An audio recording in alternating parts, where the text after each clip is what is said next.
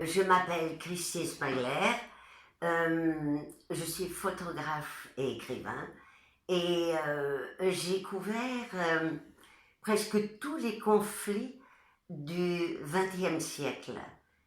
En tant que femme, vous ne le croirez pas, mais cela m'a plutôt aidée à passer inaperçue, voilée dans les conflits. Toutes mes photos ont fait le tour du monde.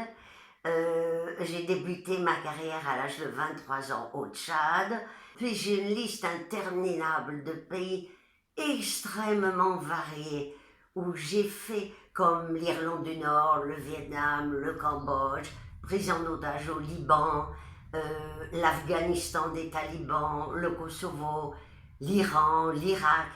Et je dois dire que mes plus grandes photos, disons mes photos emblématiques, celles qui émeuvent les gens, ce sont celles que j'ai prises avec mon regard et mon cœur de femme. Il faut vous dire, j'ai été faite prisonnière pendant 23 jours dans le Tibesti. C'était toujours la nuit. Le jour, il y avait les interrogatoires, les voyages dans les fourgons cellulaires. Mais la nuit, mon esprit s'évadait. Je rejoignais les étoiles du Tchad et les palmiers que j'entrevoyais à travers les barreaux de notre prison. Et là, je faisais des rêves magnifiques, de la même façon que je l'ai fait après mon arrestation à Beyrouth en 1982, lorsque j'ai été capturée par des gens très dangereux et très violents. Il s'agissait des combattants Morabitoun, qui m'avaient prise en otage. Je devais être exécutée le soir même. J'ai eu un tribunal révolutionnaire qui a duré 5 heures. Et aujourd'hui, c'est différent, puisque c'est un confinement. Oui, il nous est imposé aussi. Il m'arrive la même chose, c'est-à-dire que comme nous avons tellement plus de temps et moins de stress, eh bien, j'ai tout le temps, comme tous les autres écrivains, je suppose, ou artistes, de me dédier beaucoup plus au merveilleux.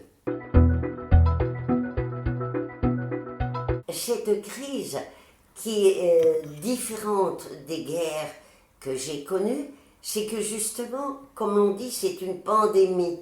C'est-à-dire, c'est une crise universelle qui nous touche tous, des plus jeunes, des enfants aux plus âgés, de tous les milieux sociaux, de toutes les races, de tous les pays.